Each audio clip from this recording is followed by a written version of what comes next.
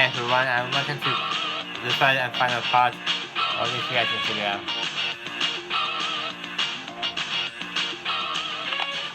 You know, I really like using things in the wrong way.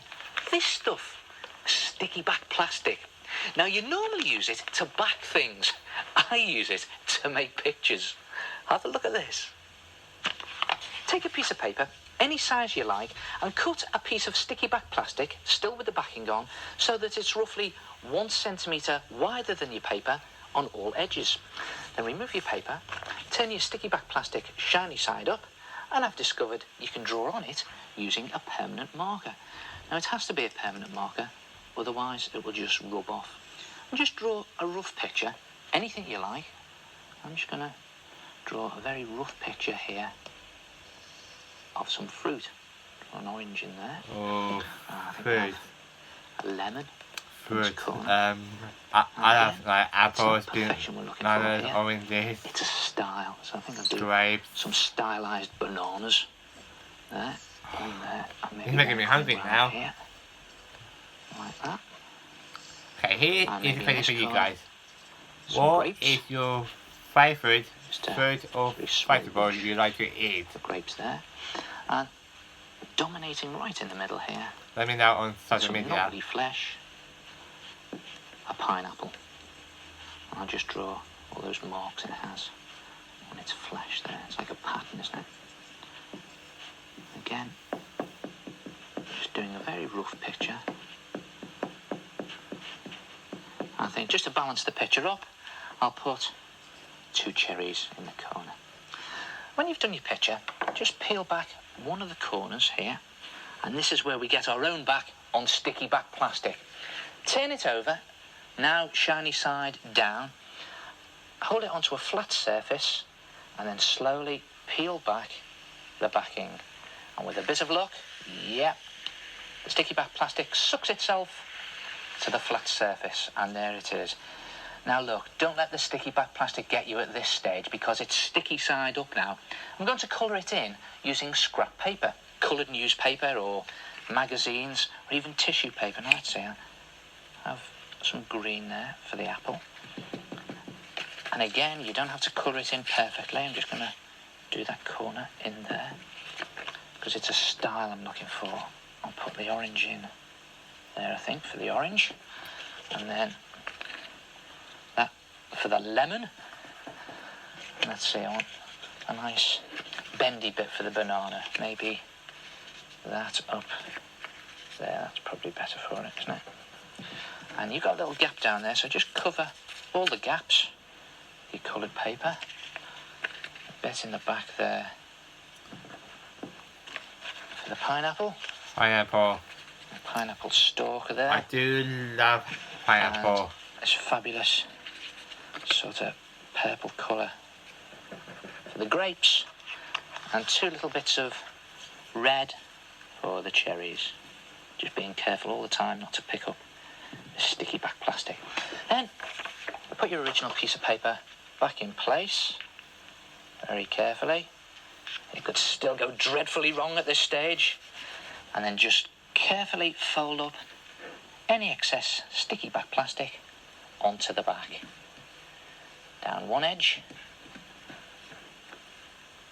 down the other edge, all the way around.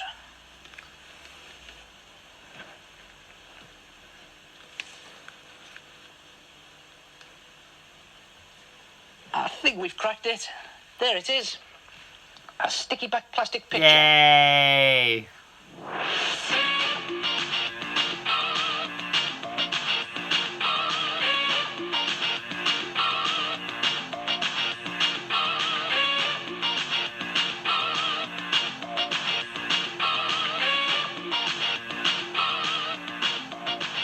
Now, I've got one for you.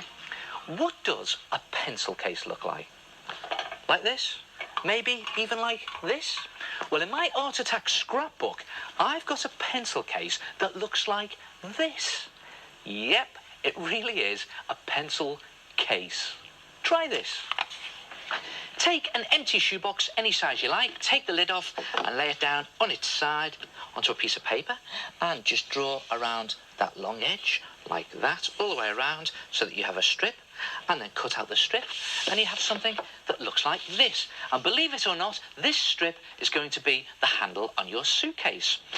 Now just take your box and lay it on the side and run the strip so that it goes down the middle of the side of your box, and then just tape it into place at one end like that. And watch this little trick. Just push that end up in the middle so that you get a handle, and then tape that into place, and obviously make sure the handle's big enough to get your hand in, and there it is, your handle. And now to strengthen that, just take some scrap paper, twist it into shape like that, and then place it roughly into position. You don't have to be neat at this stage, and just tape it on to your handle, and again do it at the other end so that you have something that looks like that, and it will neaten itself up a little later on. And then mix some PVA glue with water, 2 parts glue, 1 part water, and paste on some strips of kitchen roll onto your box. Now you can use tissue paper or loo roll, but the kitchen roll is stronger and it's better for the handle. So just paste onto your box, put your kitchen roll on and paste onto the top of it. And then I'll just show you how to do it on the handle. Just paste onto the handle, there like that. Wrap your tissue paper or kitchen roll around and put some more glue onto the top, and that will just fix it firmly into place and make the handle nice and strong. Go over the whole of your box, inside and out, and do the lid, and leave them to dry separately, of course. You don't want to stick them together. And when they're dry, you'll have something that looks like this. Look at that. And the kitchen roll and PVA glue have gone rock solid, and you've got this sort of crinkly, it's almost a leather effect, isn't it? Now to put some detail onto your shoebox, and if you just draw the detail on using permanent marker, there like that, around the edge, and you've got these leather corners that some suitcases have, and of course you've got the leather straps down there, and you can put your initial on. And what about some travel stickers? Now I'm not being very neat here, but it doesn't matter at this stage because you're going to go over it in a minute. And don't forget your metal catches down the side there. And you see what's happened here with this kitchen roll, you've got a nice strong handle as well. There it is. Now the idea is to build this detail up into a 3D relief, and the best way of doing this is to get messy. Stick some kitchen roll into the glue mixture and just scrunch out all the excess glue like that. Oh, really sloppy. And then just place it onto your suitcase into position. I'm just going to do one of these corners here. And you see what's happening is it's turning into a pulp, and it's great for modelling with. I'll do one of those leather strips again. Just twist it into shape, into the glue. There it is. And then onto your suitcase. And again, just modelling it into position. And do it with all your detail and build it up into a 3D relief. When you've done it, put it to one side, leave it to dry, dry your hands and your table, whatever you're working on, and when you're finished, you'll have something that looks like that. Look at that, brilliant, isn't it? And see, all the detail has now come up into a 3D relief, and it's ready for painting. Poster paint or acrylic paint, any colour you like. I'm using brown here to give it a lovely leather finish. And I'm using acrylic paint here because that dries with a nice shiny finish. And just slop on your base coat, cover the whole suitcase inside and out, and then you can put your detail on a little later on. You can paint your detail on there. So when it's finished, you have something that looks like this. Look at that. A shoebox suitcase. And see what I've done? I've even painted on my travel stickers, and I've put in some detail here using black permanent marker. And look at this.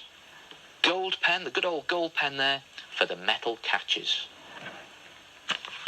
And you know what? I've still got it, and I still use it. You can use it to keep your pencils in, your art materials in. In fact, you can use them to put anything in. And you could even do your own design. What about a multicoloured cassette case? Or even this, a mini jewellery case. And this was made out of a tiny shoebox. Try it yourself, a shoebox suitcase.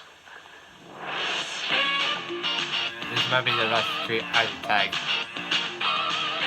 Because we are getting close to the end now. I hope you guys enjoyed this video.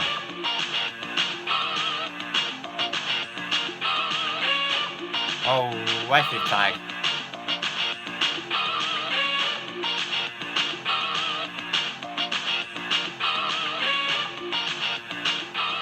Yeah, that's a really good art attack. And I've got lots of really unusual ideas in my scrapbook which have come in from schools. And wax resist is one of them. Great fun. And you know, you can get lots of different effects with this technique. Try this. Make a very simple wax crayon picture, but make sure the paper is completely covered in wax right up to the edges. And then you're not going to believe what I'm going to do next. Tear your picture. Now watch what happens when I tear a piece of paper that's been covered in wax crayon.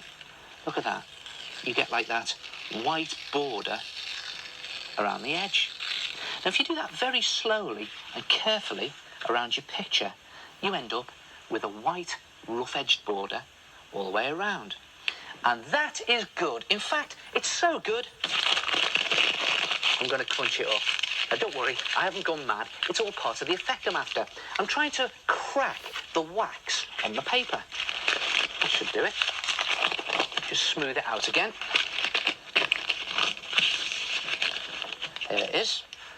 And then I'm going to take some blue ink. I'm just going to literally slop the ink onto the paper. Now you can do this with very watered down blue poster paint, but I find ink is best for this. Look at that, eh? The messier the better. I'm just going to brush it all over my picture. Like that. Make sure you cover the whole of the picture. And as you can see, a little bit messy, so probably better to put some newspaper down when you're doing this one. And then splashing everywhere. Look at that. Good fun.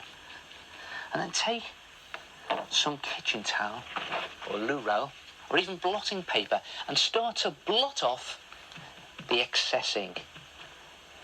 Look at that, great fun. Just get rid of that ink up top.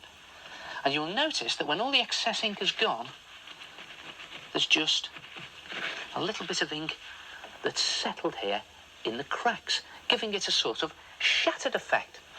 And then to finish it off, if you take some PVA glue, you know, the school glue in the white squidgy bottles, oh, look at that, and just simply pour it all over your picture, and then slop it on with a brush, again, covering your picture.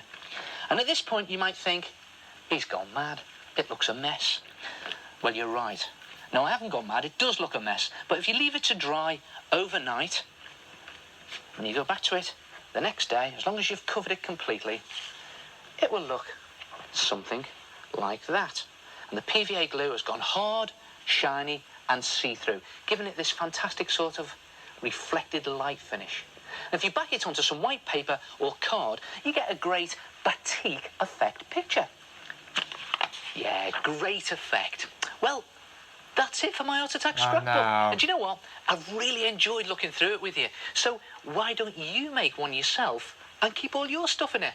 And tell you something, it's great to look back on and see some of the crazy ideas that you come up with. Here's some more of mine, and I'll see you next time. Ta-ra! Ta-ra. You line up your shot and splat attack. So don't You can even try forget, it with two colours. please Splat attack. subscribe, hit the bell icon, leave Splat a attack. like. Launch the paint.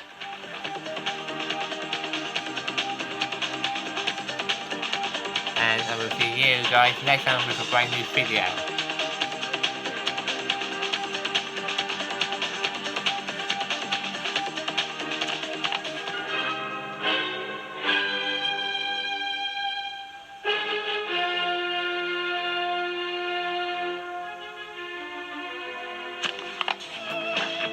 Locked away!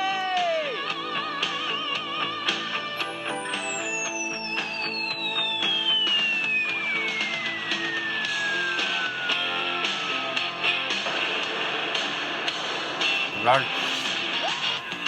Ta-ra.